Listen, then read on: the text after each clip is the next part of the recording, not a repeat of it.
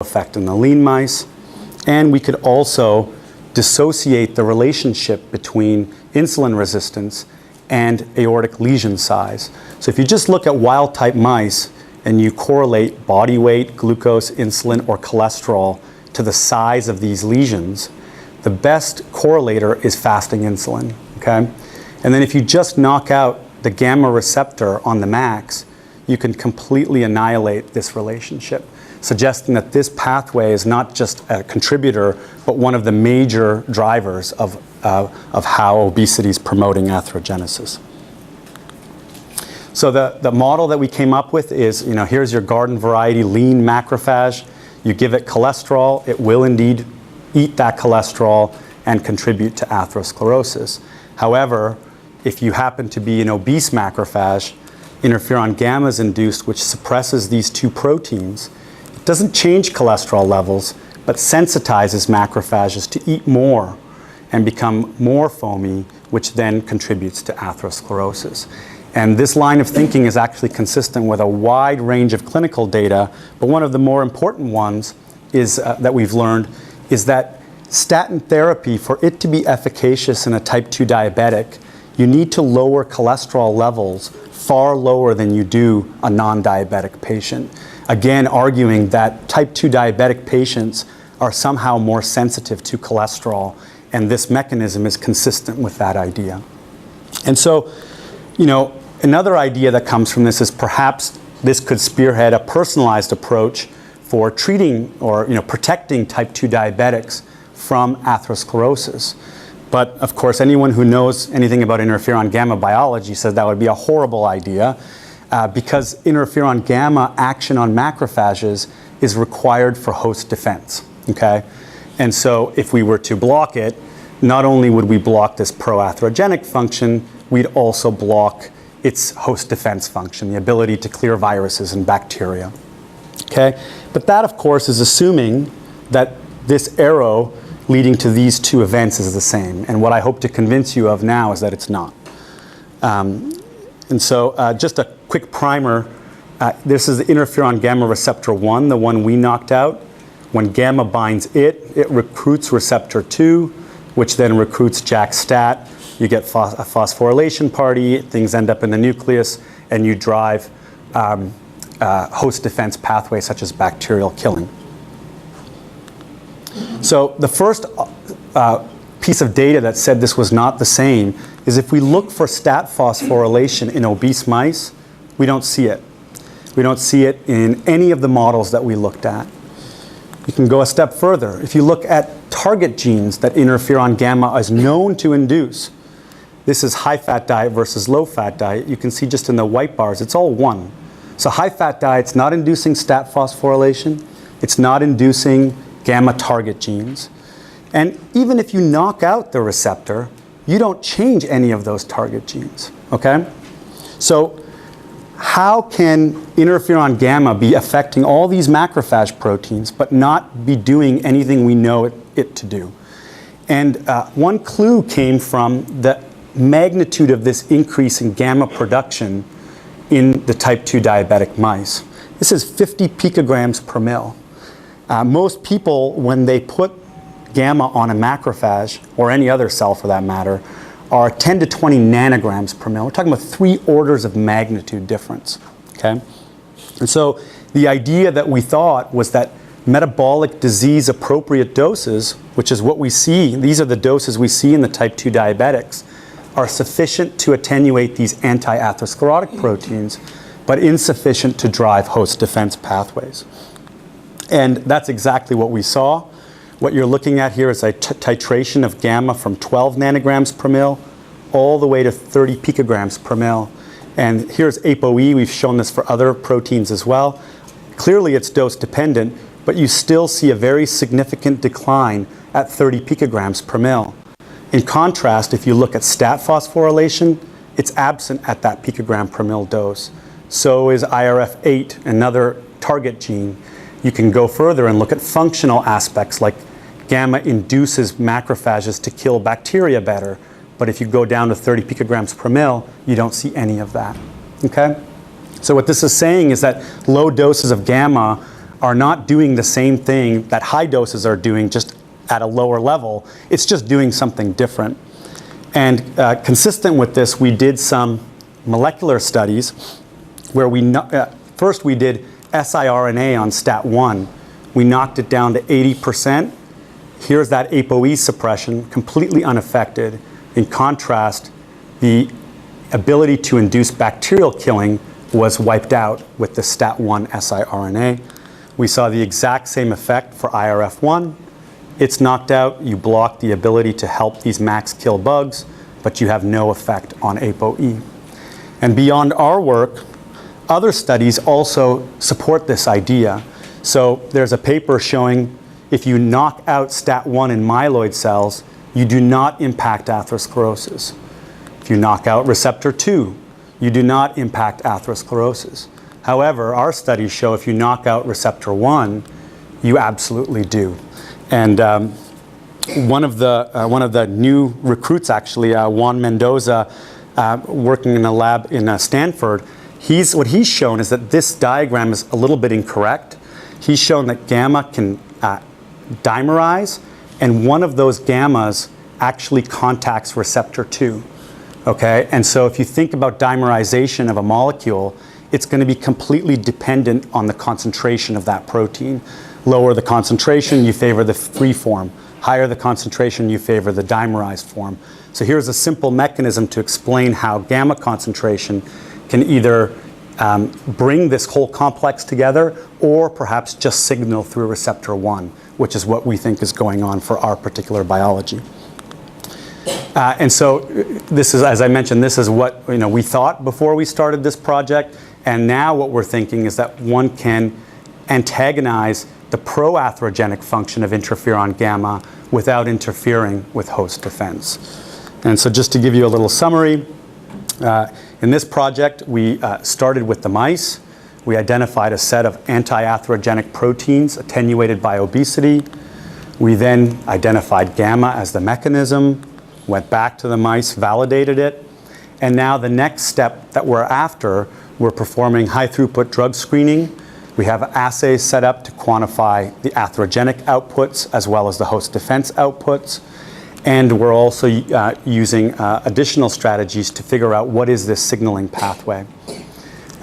In collaboration with Chris Skelly here at the University of Chicago, a vascular surgeon, we're also collecting artery wall macrophages from patients with and without type 2 diabetes to again ask, is this pathway dysfunctional in humans or not?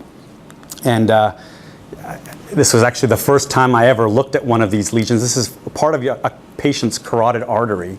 And what's crazy about these samples, you've heard about hardening of the artery wall. You can take that sample, drop it into a metal container, and it sounds like a penny is dropping into it, not a piece of soft tissue. This is a pretty remarkable effect that's being observed. But even from all that shenanigans, we're able to isolate macrophages, and we've already developed a proteomics platform for quantifying all the proteins. So now it's just a matter of getting the samples and doing the analysis. Okay, so I think I still have a little bit of time. The last project I'm going to talk about is going to be very brief as well. I'm just trying to give you a sampling of all the work that we've done. And this project is done by Chong, which is she's a third-year PhD student in the cancer biology program. And what she set out to do is to well, she didn't set out to do this, but now she's setting out to do this, is to develop a new therapy for cancer that is very broad and not specific. And so there's really two challenges to this. One is that unlike foreign pathogens, a cancer cell looks a lot more similar to your normal cell. So how does one target it without targeting a normal cell? That's a major challenge. And if you can even solve that challenge, the next challenge is that these cells are so heterogeneous, and this heterogeneity just escalates. There's heterogeneity within a tumor, between patients of the same type of tumor, and then you go across different tumors, and it's even more heterogeneity. And so treatments are certainly challenged to be broadly applicable. And so I'm just going to share you a little snippet of, and so the idea here is that although this heterogeneity is very daunting in cancer, it most certainly is not the most heterogeneity that our immune system that our immune system is exposed to. And so our innate immune cells have actually evolved to deal with heterogeneity. The same effectors can kill gram-positive and gram-negative bacteria. And we're not talking about changes in gene expression here. We're talking about completely different genomes. And for the most part, these innate immune cells can do this in a safe and efficacious manner. And so, however, people haven't really focused too much on trying to understand whether a similar capability exists in our innate immune cells with respect to cancer. And so what Chong found, and this project really originated in humans, is that if we found a single protein derived from our innate immune cells that both broadly and specifically kills cancer cells. So here's a sampling of 6 different cells. These are a human and a mouse TNBC, human and a mouse melanoma, human and a mouse lung, and you can see very efficient killing of all of them. We've done this for 35 other cell types, and we've yet to find a cancer cell that is incapable to be killed through this protein. In sharp contrast, if we put this protein on non-cancer cells, and we've done a lot of non-cancer cells, and most of them are primary cells isolated from humans or mice, we just don't see any toxicity. And so we then figured out what this protein was. We delineated how it worked, and I'm just going to show you a sampling here for one cell type. But what you're looking at, I think these might be EO771s, if I'm not mistaken. But cancer cells require this chronic phosphorylation of these pathways for survival, and you can see very quickly after giving our protein, phosphorylation of ERK, NF-kappa B, and JNK goes away, and apoptotic pathways are induced. And so we've now tested this in 6 different cell types, and every last one of them we see some version of this, and it's all being driven by the same target. And then finally we've gone in vivo, and we've now gone in 8 different cancer models and shown efficacy and improvements in survival. But what I thought I'd share with you is this really interesting observation where we can inject this protein intratumorally, and we can actually burrow a hole right into the tumor. And we see it in all of the syngeneic models tested, where this is not necrosis. This is happening when tumor volume is like 200 millimeters. The therapeutic is actually eliminating the cancer cells and creating a void hole where the tumor was. And so we're very close to writing up our paper on this, maybe about 2 to 3 months. And we've also shown in normal mice that there's really no evident toxicity, and we're really excited to share this work publicly very soon. And so I thought maybe I'd just take a step back and just summarize kind of the idea of how we've tackled looking at these innate immune cells across all these different diseases. We've used it multiple ways. In one case, particularly for the MME macrophage, infection was a critical control for us to know that M1 macrophages do exist somewhere. They just need the presence of bacteria. Okay.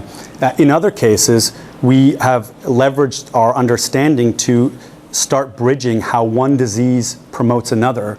And I've shown you examples of how diabetes promotes atherogenesis through macrophages, and how diabetes promotes triple-negative breast cancer through macrophages.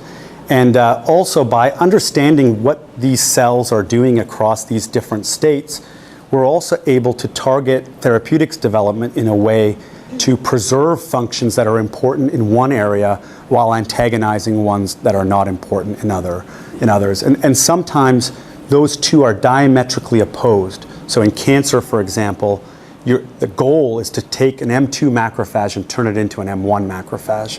However, in diabetes, all you want is the M2 macrophage. And so there's a very strong possibility for off-target effects, side effects that one can perhaps mitigate or lessen if they understand what the pathways are that are being driven in each of the specific diseases.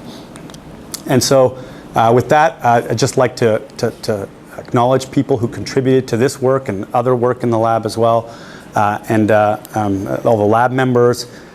Brittany, who's my first student that's graduated. I'm also very excited about Payal, and I don't know why Amulia is not italicized. Payal and Amulia are my second and third students that are graduating. As I mentioned, Payal is one that is co-mentored by myself and Marcia, and Arian is about to move on to a fantastic PhD position at Stanford. And Daniel Shish, who I didn't mention, he's co-mentored by myself and Howard Schumann, microbiology. He just got an assistant professor position at University of Florida, I think.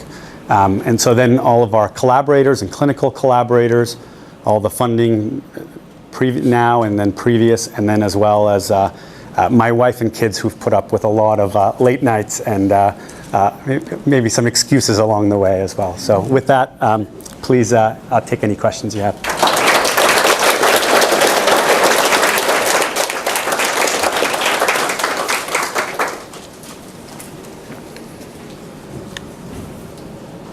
I have a quick question. Yes. So the first part you talk about MME macrophages. I'm wondering if it's possible to in vitro induce MME in vitro. Yes. So one of the approaches we've gotten a lot of mileage from is if you take a naive macrophage and give it conditioned media from adipose tissue, you will turn it into a cell that looks just very similar to what you find in vivo. We've done the same thing with cystic fibrosis sputum. You can take a naive macrophage, treat it with the microenvironment, and create a cell that looks very similar to it. In the case of MME, we can just give it palmitate, but the more physiological stimulus is the actual media from adipose tissue. Yeah. Yeah. Is the mystery protein that you inject into mice affected with metastases? So we've started to look at that. We've seen induction of adaptive immune responses in all the syngeneic models. And we've also shown that there is an abscopal effect that's observed. So we can inject, let's say, 2 tumors into the mice, treat the left one, and then watch the right one shrink. But it's all mediated through the adaptive immune response.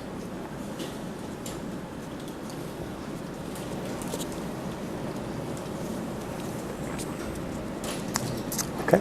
Question? If not, thank you. Thanks, Jeff.